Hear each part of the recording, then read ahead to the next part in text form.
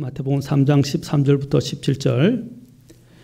그때에 예수님께서 갈릴리로부터 요르단으로 요한에게 오사 그에게 침례를 받으려 하시거늘 요한이 그분을 말리며 이르되 내가 주께 침례를 받아야 할 터인데 주께서 내게로 오시나이까 하매 예수님께서 대답하여 그에게 이르시되 지금은 이렇게 되도록 허락하라.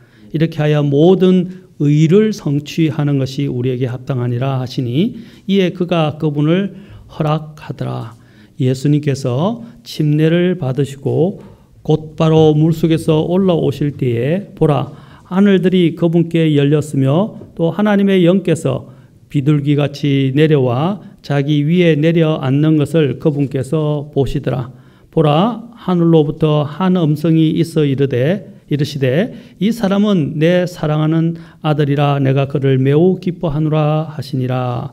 마태복음 21장 25절 요한의 침례가 어디로부터 왔느냐 하늘로부터 왔느냐 사람에게서 났느냐 하심에 그들이 서로 따져보며 이르되 만일 우리가 하늘로부터 왔다 하면 그가 우리에게 그런데 어찌하여 너희가 그를 믿지 아니하였느냐 할 것이요. 기도하겠습니다.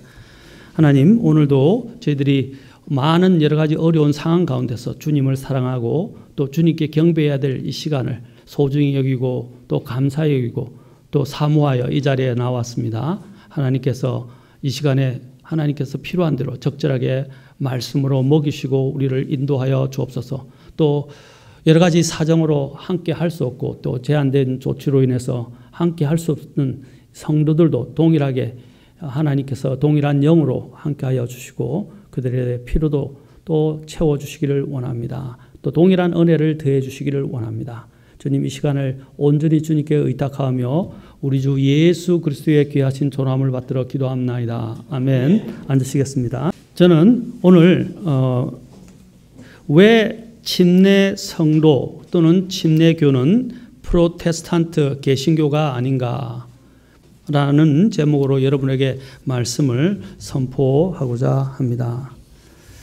여러분 여기 오늘 말씀을 보시면 이제 이 침례라는 단어가 가장 먼저 쓰인 것이 마태복음 3장 1절에 나옵니다. 신약 성경이 시작되면서 가장 처음으로 이 단어가 침례자 요한에게 형용할 때 침례자 요한이라고 명명했다는 사실입니다. 그리고 그 침례자 요한에게 이제 많은 그 유대인들이 자신들의 죄를 자백하며 침례를 받으러 왔었습니다. 이 침례를 받으러 왔었는데 그 중에 또 예수님께서도 이 침례자 요한에게 와서 침례를 받으셨다는 사실입니다. 오늘 바로 그 읽었던 본문이 바로 이 예수님께서 요르단으로 요한에게 오셔서 그 침례자 요한에게서 침례를 받으시는 장면이 나왔습니다.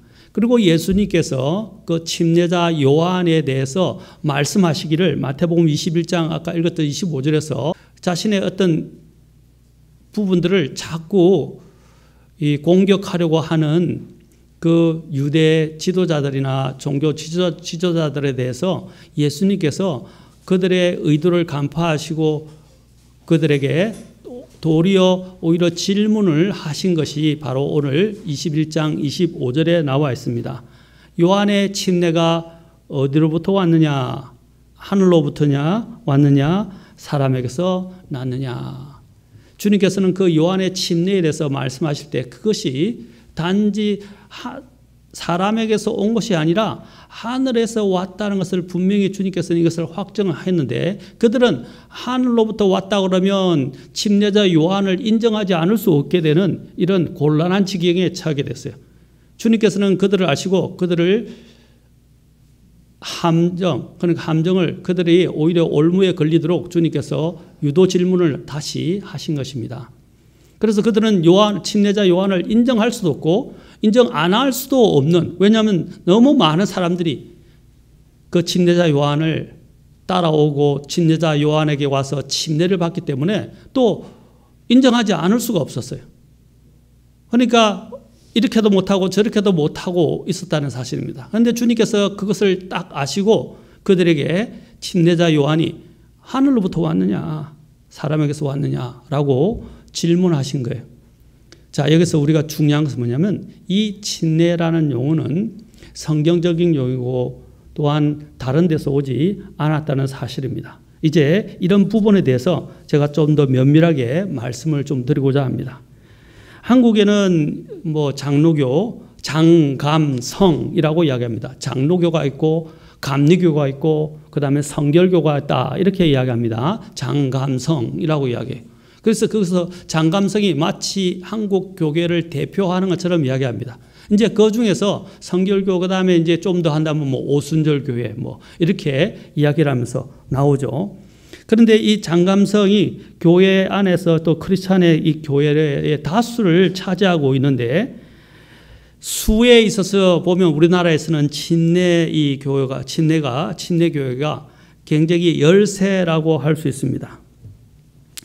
또 이 장감성에서 사용하는 이런 성경을 보게 되면 다 침례가 아니고 세례로 표기된 그런 성경을 사용하고 있습니다. 그것이 우리나라에 처음에 들어오면서 확고하게 자리를 잡고 있다는 사실입니다. 또 우리나라 국민성을 보면 유대인들처럼 좀 더 이렇게 사람들이 획일적이고 종교적이고 또 율법적인 것들을 많이 추구하고 있습니다. 그래서 이 장감성이 처음에 이렇게 먼저 이렇게 뿌리를 내린 것처럼 하고 또 대다수를 형성하다 보니까 침례교회라고 하게 되면 사람들이 좀 이상하게 생각하고 있고 또 많은 이단들이 물론 장로교도 생겼지만 이단들이 주로 침례교회에서 나왔기 때문에 나왔다고 하니까 왜냐하면 너무 말씀을 더 열심히 또 연구하다 보니까 이상한 쪽으로 곡해하게 되고 또 잘못 해석하게 되면서부터 그 침례교회 쪽에서 이단들이 많이 나왔어요. 대표적으로 여러분 침례교에서 사실 갈라져 나온 때가 다 여호와의 증인, 뭐 몰몬, 그 다음에 심지어는 여기 우리 있는 하나님의 교회, 또 구원파 이런 데서 또 그리스도의 교회라고 하는 캠벨라이트라고 불러지는 우리가 또 침례 중생을 믿는 그리스도의 교회도 우리나라에도 있어요. 저쪽에 화곡동에 가면 또 그게 본부도 있고. 그게 있는 그런 교회들이 형성이 되기 시작했어요. 왜 물론 장로교 쪽에서도 많이 나왔지만 왜 침례교 쪽에서도 이렇게 많이 나왔는가? 침례교의 진리를 공부하다 보니까 진리를 너무 지나치게 인간적인 방법으로 또 해석하고 곡해하다 보니까 그런 진리를 왜곡하는 일들이 생기게 되고 이단들이 많이 나오게 되었다는 사실입니다. 그러다 보니까 이 성경대로 믿는 이 침례교회가 많은 오해의 대상이 되어 왔습니다. 그리고 사람들이 잘 이해를 못하고 있고 장로교를 가지 않으면 우리나라에서는 특히 장로교를 다니지 않으면 마치 이단 아닌가 하는 의심을 많이 받게 됩니다. 여러분 그러나 한국과는 달리 미국에 가보면 어떻겠습니까? 미국에는 대다수가 다 침례교회입니다. 가는 데마다 간판들이 다 침례교회예요. 사실 장로교나 감리교는 그렇게 많지 않습니다. 또 심지어는 미국에도 그 장로교 중에 근본주의 장로교들이 있는데 그 장로교들에서는 다 침례를 줍니다. 그리고 또 심지어는 오순절 교회들도 다 침례를 주고 있습니다. 이 침례를 주고 있다는 거죠. 이 침례라는 단어는요, 단지 물에 사람들이 구원받은 사람이 침례 물에 들어갔다가 나오는 그 정도의 의미를 말하지 않습니다. 그 사람들은 이 침례의 의미를 잘 이해 못하는 거예요. 단지 물에 잠기는 정도가 침례라고 생각하는데 그 의미 이상의 것들을 성경에서는 내포하고 있고 이 침례라는 이 믿음 때문에 얼마나 많은 믿음의 선배들이 목숨을 잃었는지 모른다는 것입니다. 특히 중세시대에 수많은 성도들이 이 침례 신앙을 지키다가 또 침례를 고수하다가 죽어갔다는 사실입니다. 그리고 그 미국의 목사님들의 대부분들이 다 전부 다 침례교 신앙을 대부분 많이 고수하고 있고 또 항상 복음을 열심히 다른 데보다 더 전하고 또 그게 교리적인 영향도 있어요. 물론 장로교들 중에서도 또 열심히 전도하시는 분들도 계시죠. 그러나 장로교의 근본적인 교리가 절대 예정론을 믿기 때문에 사실 다른 사람들에게 복음을 전하는 일들에게 있어서 그들은 그 교리 자체가 그것을 이렇게 뒷받침해 주지 못하고 있습니다. 왜? 창세전부터 구원받지 않기로 정해져 있는데 전도할 필요성을 느끼지 못하는 그 교리가, 물론 그럼에도 불구하고 우리는 모르기 때문에 전도해야 된다라고 이야기하는 사람들도 있어요. 그러나 그들의 그런 근본적인 교리는 더욱더 이런 복음과 선교에 대해서 좀 더 이 침례교회, 우리 있는 침례 신앙인들보다도 덜 이렇게 선교와 복음 선포에 대해서 덜 열정적이다라는 것입니다. 그래서 많은 이러한 상황 가운데서도 하나님께서는 올바른 교회가 무엇인지 성경적인 그런 교회들을 항상 어디에서나 명맥을 유지해서 오도록 만드셨어요. 지난번에 우리가 지난 시간에 보았던 마태복음 16장 18절에서 지옥의 문들이 그것을 이기지 못하더라 했는데, 이것은 침례교만을 이야기하는 것이 아니라 주님의 교회에 대해서 이야기한다는 것입니다. 제가 지금 오늘 이 이야기를 하는 것은 어떤 교단이나 교파를 이야기하려고 하는 것이 아니라, 침례교는 교단이나 교파가 아니라 성경적인 원리대로 주님의 교회를 세우고 주님이 가르치신 말씀대로 순종하고자 하는 자들의 무리를 침례교라고 이야기하는 거예요. 침례 성도라고 이야기하는 거예요. 그런데 사람들은 아까 물에 잠기고 아니고 한 교단, 교파 중에 하나라고 생각한다는 것입니다. 그렇지 않다는 것입니다. 왜 일반 교회 성도들도 저도 여러 많은 사람들을 만나봤는데, 얼마 전에도 어떤 분들이 교회에 오신 분들도 계시고 그런 분들도 만났지만, 그들은 어떻게 생각하면 다들 밖에서 제가 만났던 분들이 거의 다 같이 이야기하는데, 그래도 침례교회는 성경 중심적으로 성경을 잘 가르친 곳으로 알려져 있더라고요. 그리고 알고 있어요. 그렇게 인식하고 있어. 성경 중심적이고 성경을 열심히 가르치는 조용한 교회다, 이렇게 이야기를 하더라고요. 그들은 그것만 알고 있죠.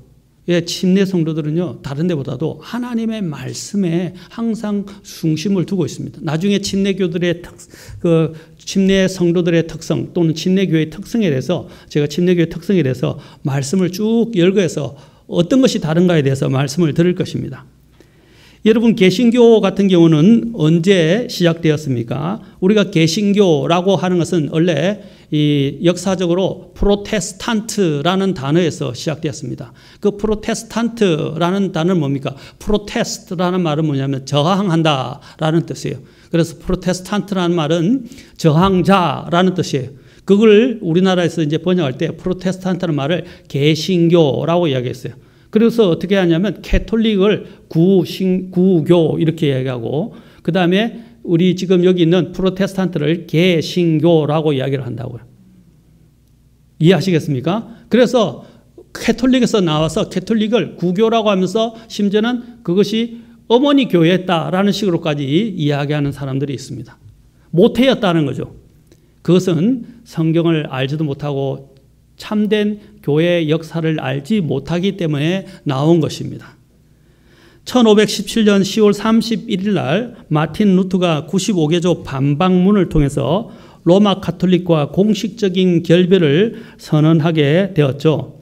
여러분들 아시죠? 95개조 반박문을 비텐베르크에 있는 그 성곽의 교회의 문에 이렇게 붙였을 때, 그때 바로 많은 사람들이 이제 종교개혁이 시작되었다라고 이야기를 합니다. 사실 그것은 종교개혁의 시작은 아닙니다. 이 사건은 로마 교회와의 공식적인 결렬을 이끌어냈던 일련의 행동 중에 하나였지, 그것이 종교개혁의 이 시작점은 아니라는 것입니다. 이미 그 전에 이미 시작되었었어요.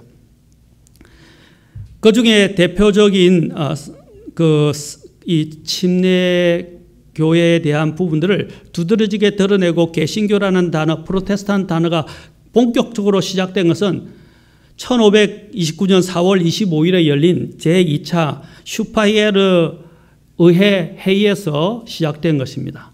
이 회의에서 본격적으로 프로테스탄트라는 단어들이 이제 본격적으로 사용되어졌다는 사실입니다. 필립 샤퍼라는 유명한 교회 역사가가 있는데, 그 역사가가 이렇게 말했습니다. 이 항의와 항소가 있을 때로부터 루터교는 프로테스탄트라고 불려졌다라고 이야기하고 있습니다. 다시 말해서 저항자라고 불려졌다는 사실입니다. 자, 이때로부터 본격적으로 이제 이 단어가 이제 사용되어지기 시작한 거죠. 그러나 이때 그들이 항의했던, 저항했던 내용은 루터 교회 지도자들과 또 루터와 그 지도자들과 몇몇 그 종교 개혁자들이 자기 자신들의 입장을 변호하기 위해서 그들이 나선 것이지, 그들이 성경적인 이 침례 신앙을 고수하기 위해서 또 변호하기 위해서 나선 것이 아니었다는 사실입니다.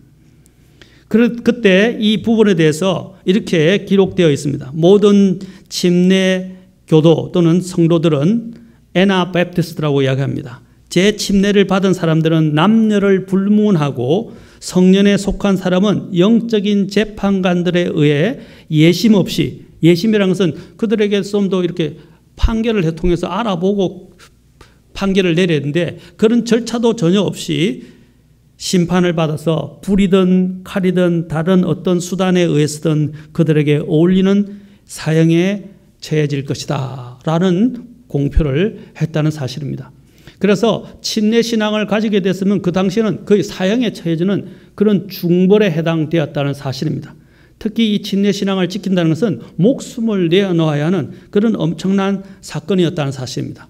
그런데 우리가 한 가지 알아야 할 것은 이 개신교들이 오히려 이 침례 신앙을, 그들은 오해했고 침례 신앙을 가진 이 침례의 성도들을 오히려 죽이고 핍박하고 그들은 또 사형시켰지만 오히려 이단이라고 규정했죠.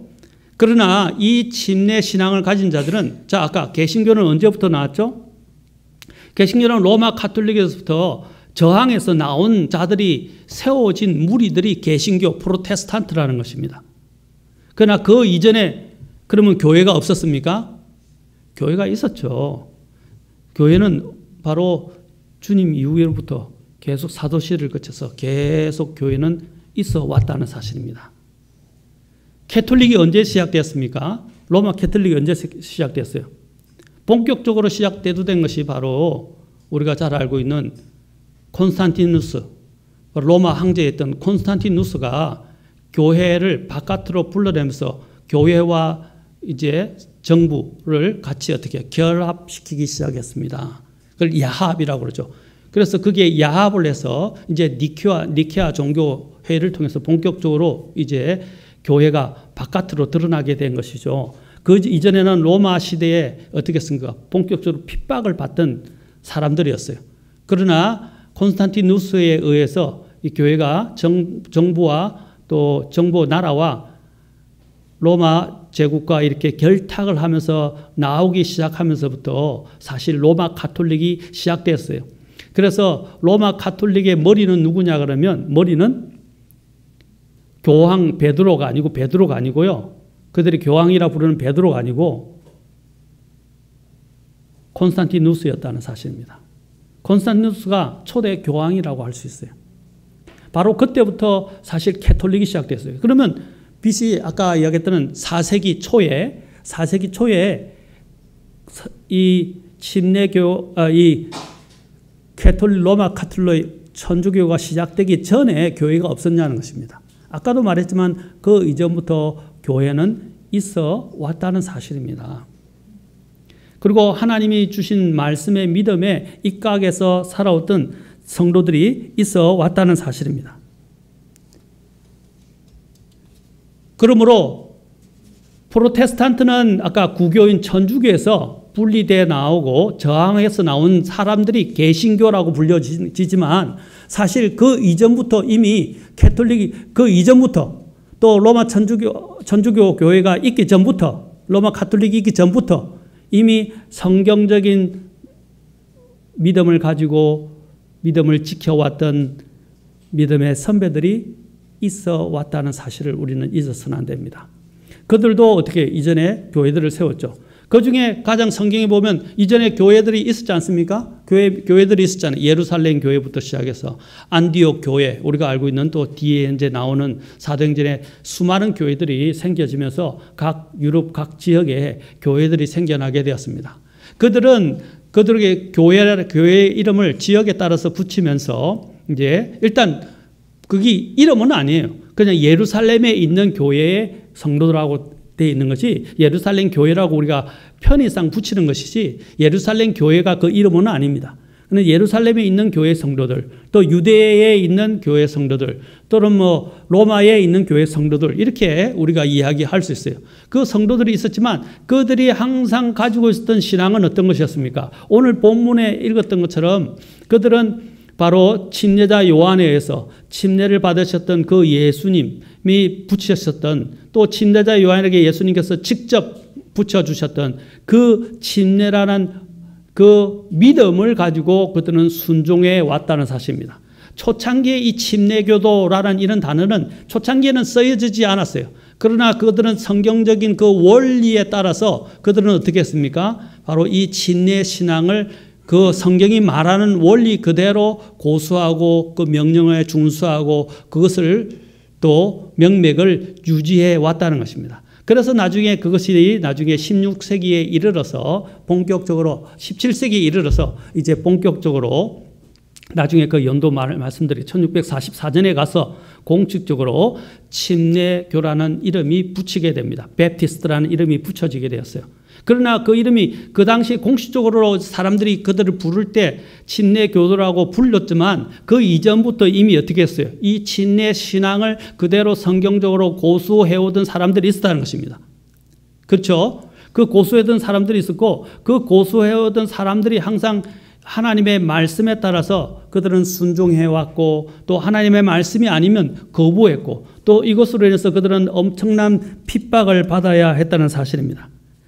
이 침례 성도라는 단어는 베프티스트라는 이 용어는 바로 성경의 용어다라는 것을 우리는 기억해야 한다는 사실입니다.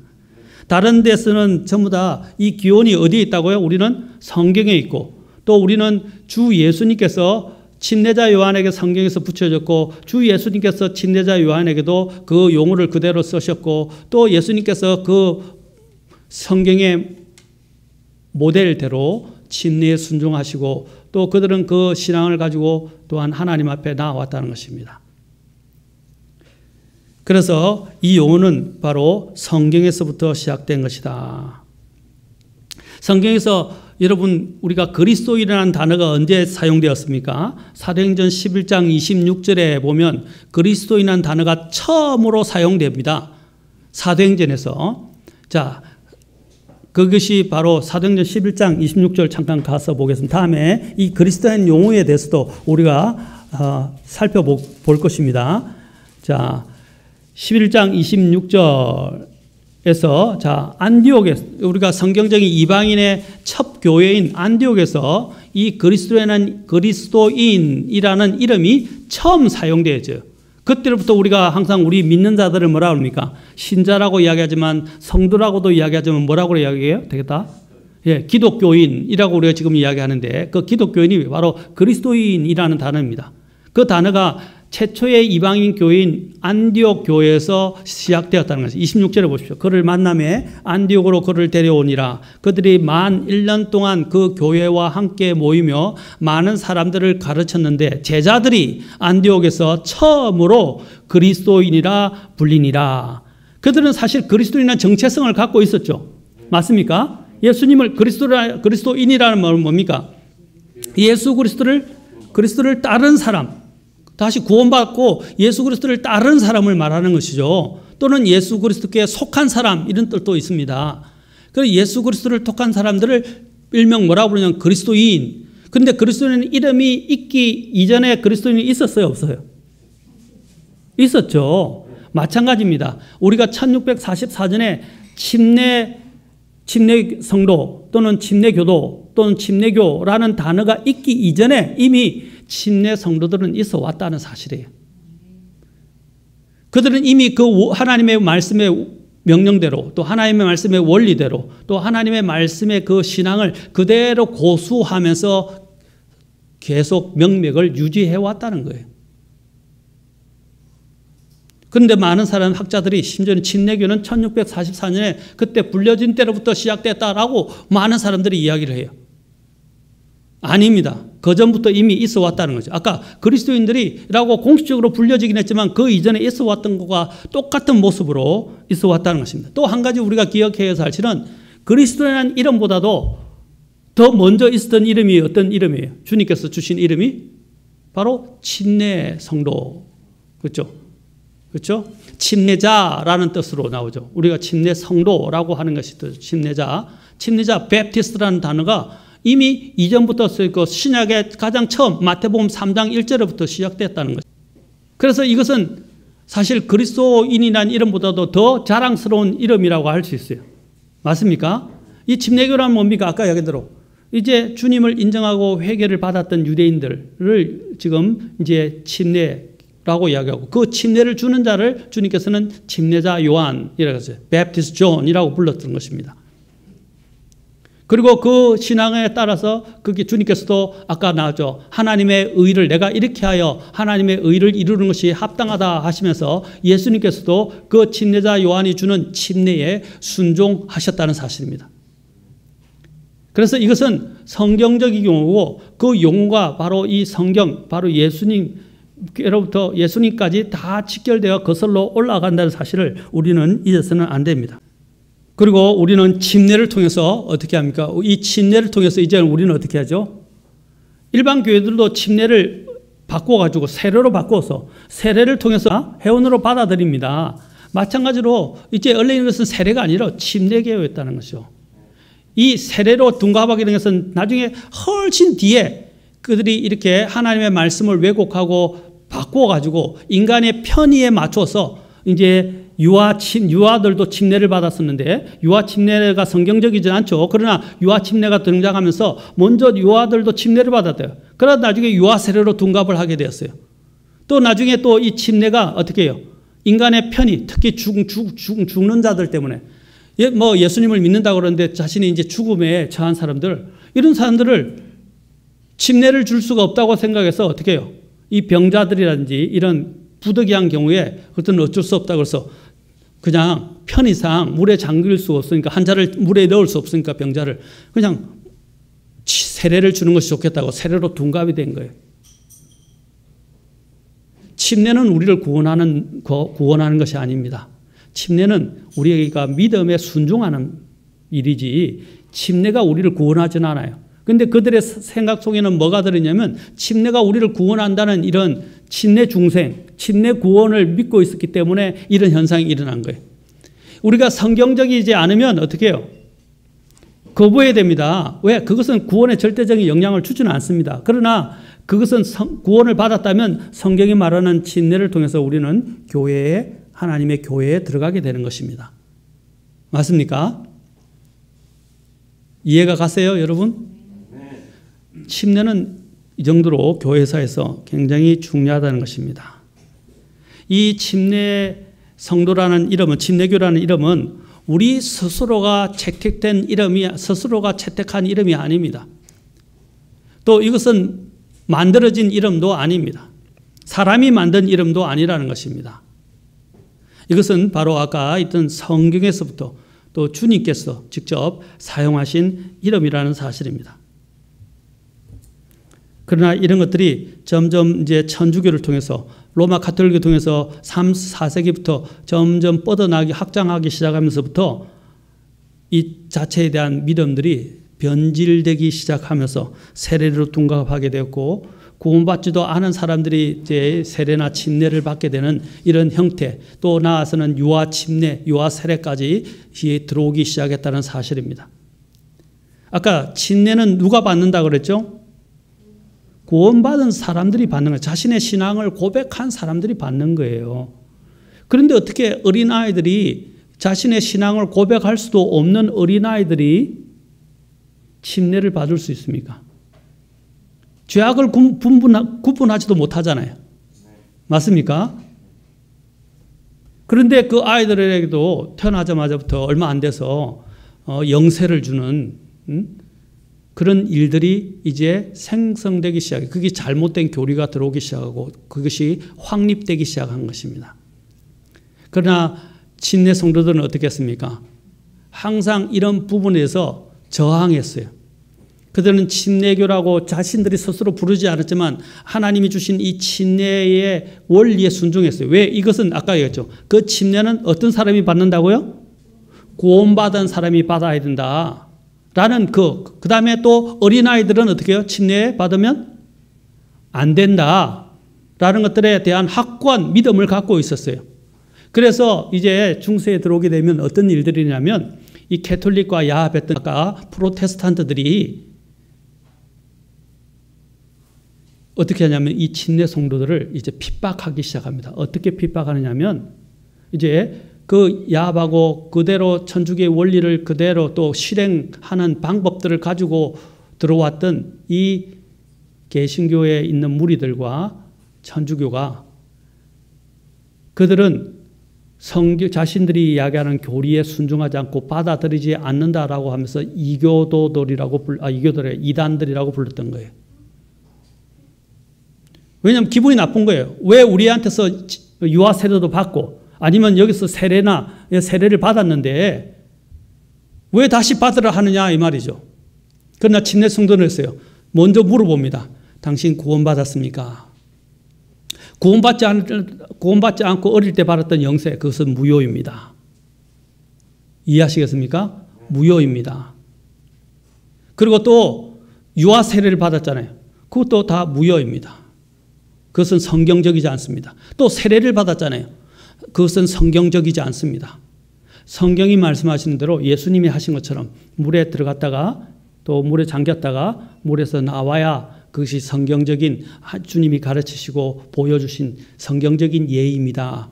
그리고 그것은 예수님의 죽음과 장사와 부활을 의미하고 내가 그 믿음으로 예수님과 함께 죽고 장사되고 부활했다는 것을 의미합니다 하고 가르친 거예요. 그러니까 여기 있던 기존에 있던 천주교나 그다음에 개신교회들이 개심한 거예요. 왜 우리가 세례를 줬는데 또 구원받지 않았지만 영세를 줬는데 왜 그걸 무효화시키냐는 거죠. 쉽게 지금 여러분들에게 이야기하는 겁니다. 쉽게. 왜 무효화시키냐는 거죠. 그래서 그들을 이단이라고 생각하면서 그들을 죽였는데 다시 침례를 그러니까 세례를 받았거나 구원받지 않은 사람들이 세례를 받았다 할지라도 또 유아들이 세례를 받았다 할지라도 유아 때 그것은 성경적이지 않기 때문에 다시 성경적으로 구원을 받고 침례를 받아야 됩니다 하고 가르쳤는데 그래서 다시 침례를 받게 한다. 그래서 뭐냐면 아나베프티스트라고 아나라는 again이라는 뜻입니다. 재침례 성도라고 이야기하는 거예요. 그래서 재침례라는 말이 붙은 거예요. 그런데 그것이 이제 중세시대에 와서는 그 이단자로 취급을 받게 되고 엄청난 대대적인 핍박이 있게 됐고 심지어는 프로테스탄트들까지도 캐톨릭과 같이 합세해서 그들을 매도하고 죽이기 시작했다는 사실입니다. 엄청난 피해, 순교가 있었다는 사실입니다. 우리는 이것들을 역사를 통해서 잊어버려서는 안 됩니다.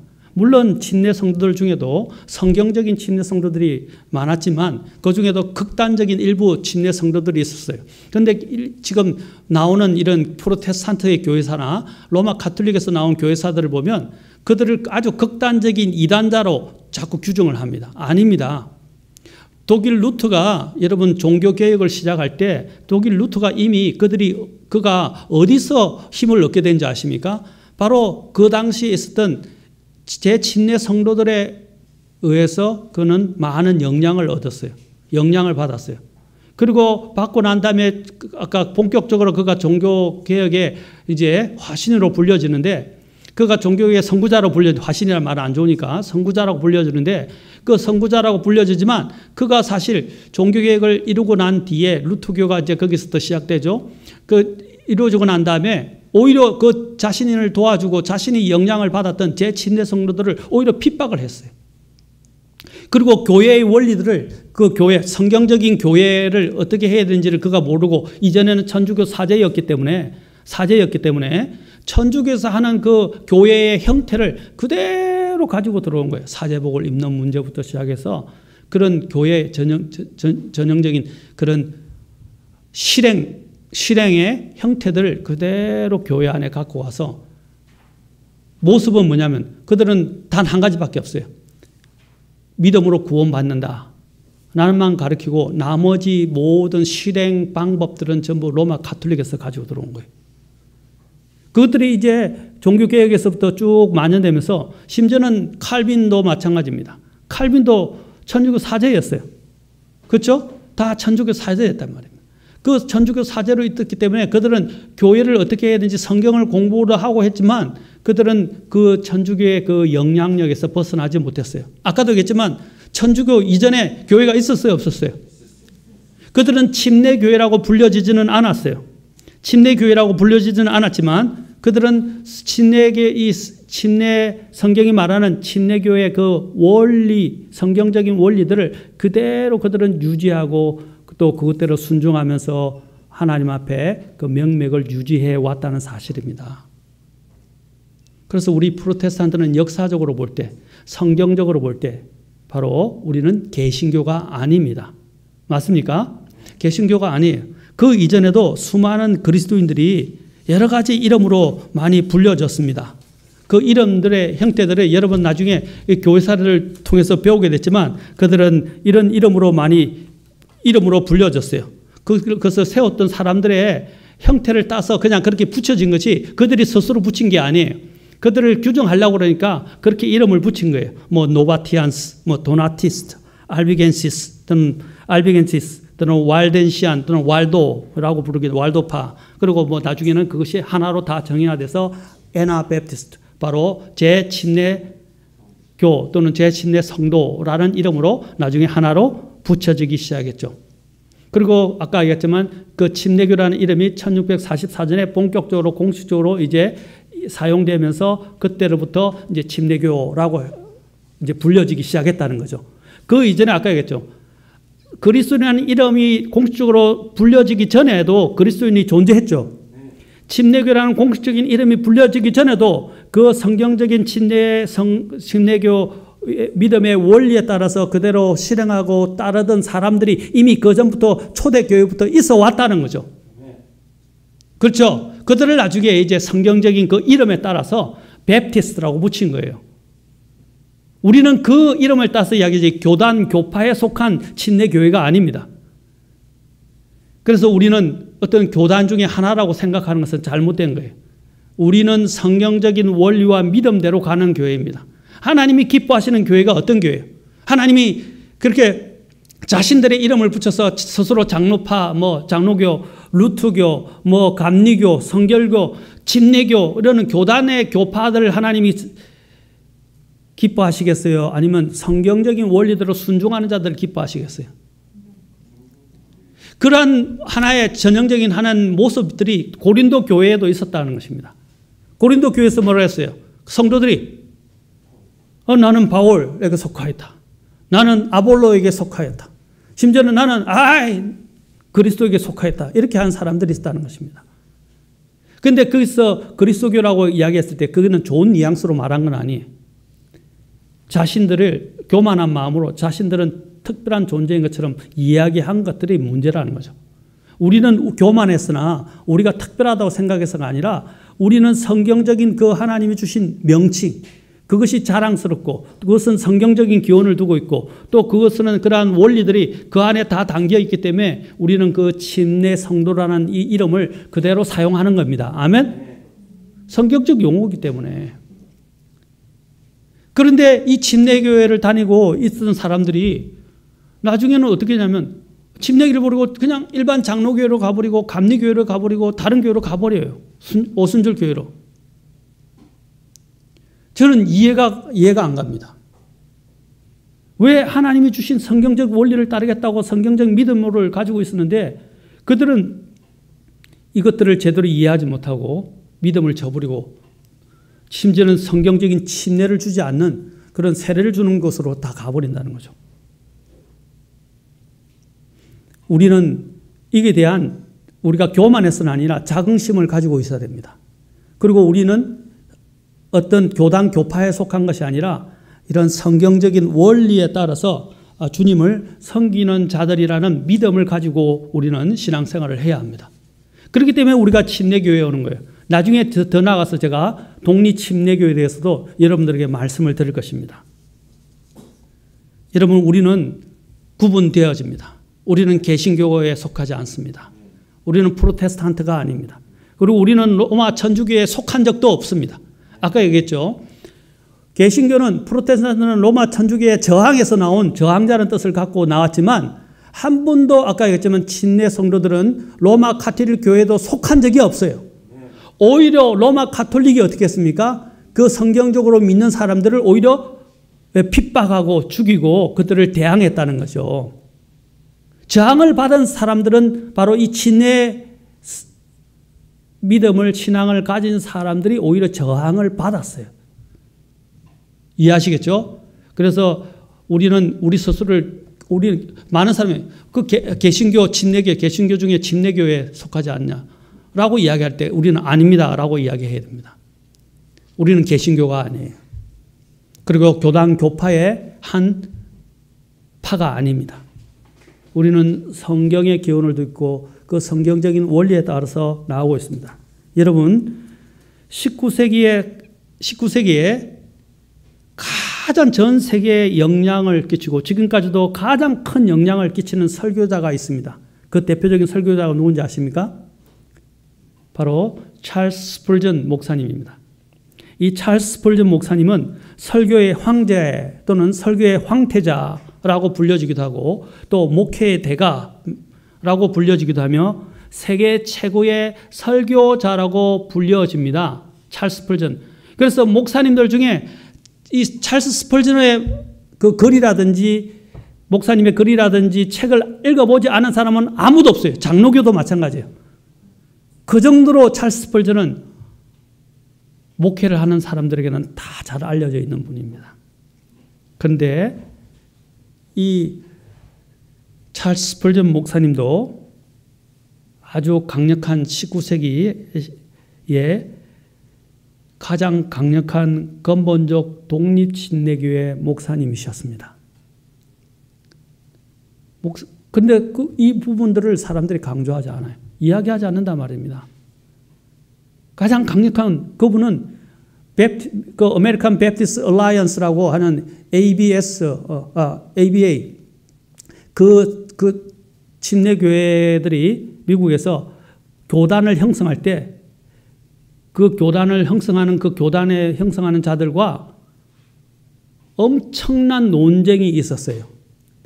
그 논쟁을 일명 이제 붙이기를 downgrading controversy라고 이야기해서 내리막길 논쟁이라고 이야기합니다. 그 왜 내리막길 또는 타락 논쟁이라고 하는데 하나님은 교단을 말씀하시지 않는데 교단을 형성하기 시작한 거예요. 미국 침례 연맹이. 이해하시겠습니까? 그 교단을 침례하니까 영국에서 엄청난 교회를 하고 큰 교회를 수만 명, 그 당시 수만 명이면 엄청나잖아요. 그렇죠? 지금보다 인구가 적었잖아요. 근데 그 인구에서 수만 명이 모이는 그 교회를 하고 있었던 이 스펄전 목사님이 이 미국 침례교 연맹과 함께 논쟁을 벌였어요. 교단화시키고 하는 것에 대해서 굉장히 강렬하게 그분은 비판하셨어요. 그래서 그분은 독립적인 하나님의 교회를 이야기했지 교단 형성하는 것을 반대하셨어요. 그 역사적인 논쟁을 아까 내리막길 논쟁 또는 타락 논쟁이라고 말하는 것입니다. 그 논쟁에 아주 뜨거운 감자라는 그런 감자와 같은 이슈를 만들어냈던 분이 바로 이 찰스 스펄전 목사님이십니다. 이 찰스 스펄전 목사님은 키도 크지도 않았어요. 163cm 정도였는데도 아주 그 설교는 정말 주옥 같고 강력한 힘을 가지고 있었고 아까도 얘기했지만 수많은 모든 사람들이 이 스펄전 책을 웬만한 그리스도인이라고 불리는 사람들이 스펄전 목사님을 이름을 들어보지 않은 사람은 없고 또 웬만한 사람들은 그 책을 다 읽어볼 정도였다는 것입니다. 그런데 이 목사님이 뭐라고 말씀하시는지 아십니까? 이 목사님이 이렇게 적었습니다. 제가 읽어드리겠습니다. 우리는 침례 성도가 최초의 그리스도인이라고 믿습니다. 우리 침례 성도 또는 침례교는 종교개혁 때부터 시작된 것이 아니고 이미 루터나 칼빈이 태어나기 전부터 있었던 개혁자들입니다. 그러니까 16세기 이전부터 있었다 이 말입니다. 우리는 결코 로마 가톨릭 교회에서 나온 사람들이 아닙니다. 이는 우리 침례 성도들은 또 침례교는 결코 로마 가톨릭 안에 있어 본 적이 없었고 사도들까지 올라가는 사도들까지 거슬러 올라가는 단절되지 않은 맥을 가지고 있기 때문입니다. 우리 침례 성도들은 예수 그리스도께서 이 땅에 계셨을 때부터 항상 존재해 왔으며 또 우리의 믿는 바 신앙 교리들은 잠시 땅속을 흐르는 강처럼 때때로 가려지고 잊혀지기도 했지만 언제나 그 믿음을 따르는 정직하고 거룩한 이런 신봉자들이 계속 존재해 왔습니다.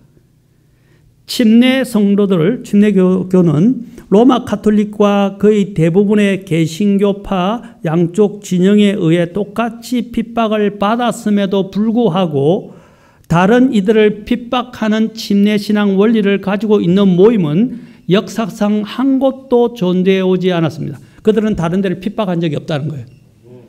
여러분, 남녀 이 평등이, 여러분 요즘 여성 평등이 자꾸 해서 페미니즘까지 나오게 되는데 여성 평등이 있기 전에 이 남녀 평등이 신분 제도 가운데 있다가 남녀 평등이 왜 이루어진지 아십니까? 침례 신앙을 가진 자들 때문에 일어난 거예요. 또 개인의 소유를 인정하는 일이 어디서부터 시작됐습니까? 침례 성도들에게서 나온 거예요. 이런 자유에 대한 또 것들이 어디서부터 온 것입니까? 침례 신앙에서 온 것이에요, 다. 그들은 신앙의 자유를 믿잖아요. 개인의 양심과 신앙의 자유 다음에 대해서 배우게 될 건데 개인의 양심과 신앙의 자유를 믿는단 말입니다. 그들이 다 침례교에서 왔어요. 자, 여기서 보면 이렇게 나옵니다. 그리고 우리는 어떤 사람이 다른 사람의 신앙 양심을 통제하는 것을 정당화한 침례 성도의 모임은 이제껏 하나도 없었다고 믿습니다. 우리의 순교자가 증명하듯이 우리는 늘 고난받을 준비가 되어 왔으며 국가로부터 어떤 도움도 받지 않고 또 그리스도의 신부의 정결함을 더럽히는 세상 정부와의 그 어떠한 동맹도 받아들이지 않습니다. 그리고 우리는 결코 영국의 여왕, 그 당시 영국에 있었잖아요. 그렇죠? 영국의 여왕이라도 국가교회로 하여금 그때 영국 그 여왕에 의해서 뭐가 그때 형성되어 있었죠? 영국 교회, 국교회가 있었죠. 국교회. 그게 나중에 성공회로 이제 나오죠. 국교회가, 영국 국교회가 있었어요. 그 영국 국교회라는 국가교회로 하여금 사람들의 양심을 지배하는 독재자가 되게 하지 않을 것입니다. 그래서 아까 개인의 신앙과 양심을 지배할 수 없다는 거죠. 그 어떤 것도. 누가 이야기했다고요, 지금? 네, 유명한, 저명한 바로 찰스 스펄전 목사님이 이렇게 말한 것입니다. 그분은 바로 이 침례신앙을 알고 있었고 침례신앙이 바로 성경적인 그 명맥을 유지하고 있는 곳이라는 것을 그는 이야기했던 것입니다. 여러분, 참된 하나님의 교회는요, 사람에게 기원과 기초를 두지 않습니다. 아까 침례교는 어디서부터 시작됐다고요? 예, 그런 이름이 용어가 어디서부터 유래됐다고요? 예, 하나님 성경에서 유래됐고 그것을 그죠 침례자 요한에게 붙였지만 그 침례의 원리가 어디서 시작됐어요? 예수님에게서 시작됐잖아요. 맞습니까? 예수님. 그러나 여러분 루터교는 누구에게 가죠?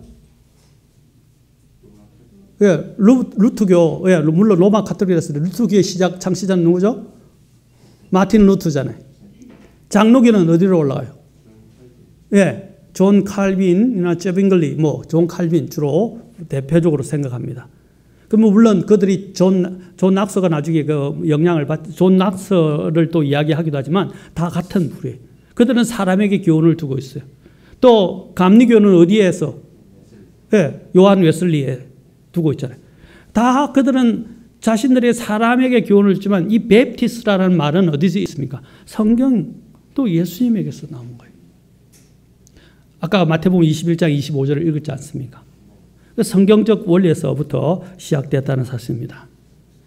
그래서 우리는 이 용어에 대해서 제대로 알고 있고 우리가 왜 이 용어를 사용하는지, 왜 우리가 이렇게 불려져야 하는지에 대한 여러분 믿음을 가지고 있어야 합니다. 여러분 침례교회는 그래서 어디로까지 거슬러 갑니까? 이 침례 용어는 어디로 거슬러 간다고요? 물론 성경에 있는 예수 그리스도께까지 거슬러 올라간다 이 말입니다. 왜 그렇습니까? 침례교회 물론 다른 교회들도 그렇게 주장은 해요. 그러나 그들의 교리적인 것이나 그들의 모든 원리는 어디 있어요? 인간에게서 왔다면 칼빈이라든지 아니면 그렇죠? 아까 루트라든지 요한 웨슬리 같은 인간에게서 나왔다는 거죠. 또 여러분 이단들도 보면 여러분 이단들이 생겨날 때 보면 뭐 제임스 화이트라든지 뭐 여러 가지 이런 이단들에게서 나왔어요. 안식교 같은 경우라든지 또 그리스도의 교회는 러셀이라든지 이런 데서 다 나왔단 말입니다. 죄송합니다. 러셀이 아닙니다. 제가 잊어버려요. 캠벨에서 나왔습니다. 그리고 이단들은 자신들이 세웠던 것들을 시작했던 사람들에게 기원을 두고 있어요. 그러나 침례교회는 그 기원을 사람에게 두지 않고 주님께 두고 있다는 것입니다. 고린도전서 3장 11절 우리가 보겠습니다. 제가 정리하겠습니다. 고린도전서 3장 11절 같이 읽겠습니다. 시작. 아무도 이미 놓은 기초 외에 능히 다른 기초를 놓을 수 없나니 이 기초는 곧 예수 그리스도시니라. 여러분 이 기초는 누구입니까? 예수님입니다. 또 아까도 얘기했죠. 예수님께서 침례자 요한을 언급하셨고 그것이 하늘에서부터 왔다고 말씀하신 거예요. 맞습니까? 그냥 요한이 온 것들을 이야기하지만 요한을 부를 때 침례자 요한이라고 하는 거예요. 하늘로부터 왔다는 거죠. 그리고 우리는 예수님이 또 침례에 그대로 성경대로 순종하셔서 하나님의 의를 이루는 것이 합당하다고 말씀하셨어요. 그래서 우리는 어디로까지 갑니까? 바로 주님께 모든 기원을 두고 있다. 그러나 나머지 다른 다 계신 교회들은 어디에? 사람에게 기원을 두고 있고 사람을 주로 머리로 생각하고 있습니다. 제가 한 가지 일례로 말씀드리면 여러분 장로교에서는 칼빈에게 반박하는 글을 쓸 수가 없어요. 그들은 칼빈이 최고입니다. 제가 기독교 강요라는 책을 갖고 있는데 기독교 강요가 칼빈이 저술한 건데 엄청난 책입니다. 우리나라에서는 볼륨 3개로 이렇게 3개인가 4개인가로 되어서 나왔는데 이제 거기서 이제 튤립이라는 교리도 나오고 했는데 극단적 칼빈주의의 교리가 나오기도 했지만 이러한 부분들이 다 사람을 신봉하고 사람을 따르고 사람의 교리를 만들어가는 거예요. 그러나 침례 성도들은 어떤 신앙 고백서가 없어요. 다른 데 보면 웨스터 신앙 고백, 무슨 신앙 고백, 뭐 신앙 고백서가 있는데 여러분 침례 성도들은요 신앙 고백서를 만들지 않아요. 왜? 성경이 신앙 고백이니까. 맞습니까? 그래서 성경을 공부하고 성경의 원리대로 순종하고 따르려고 하는 것입니다. 어떤 것들을 정형화하는 것은 항상 위험할 수 있어요. 하나님이 우리에게 주신 우리는 성경을 가르치고 성경대로 믿고 성경대로 실행하고 실천하는 것이 바로 우리가 취하는 믿음의 고백입니다. 그래서 우리는 이 개신교가 아니라는 사실들을 여러분이 알고 내가 침례 성도가 된 걸 자긍심을 가질 필요가 있어요.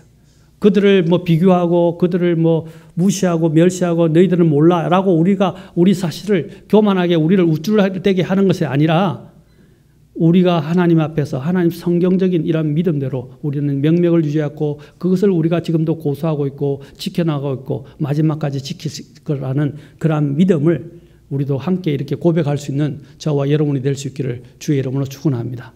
기도하시겠습니다.